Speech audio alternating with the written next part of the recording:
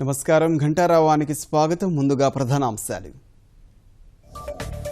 నైరుతి ప్రభావంతో గుంటూరు, కృష్ణా జిల్లాల్లో వర్షాలు, పలు చోట్ల రోడ్లపైకి నీరు, చిత్తడిగా మారిన పరిసరాలు.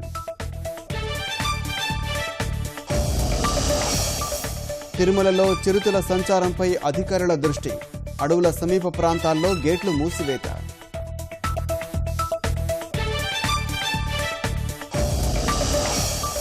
మహారాష్ట్ర గడ్చిరోలి జిల్లాలో ఎన్కౌంటర్, 3 మావోయిస్టులు హతం.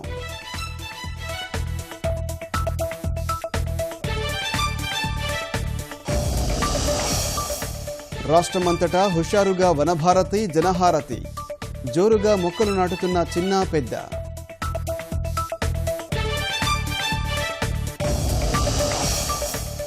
యోగాపై అవగాహనకు 2 కిలోమీటర్ల పరుగు, ఏలూరులో ఉత్సాహంగా పాల్గొన్న విద్యార్థులు.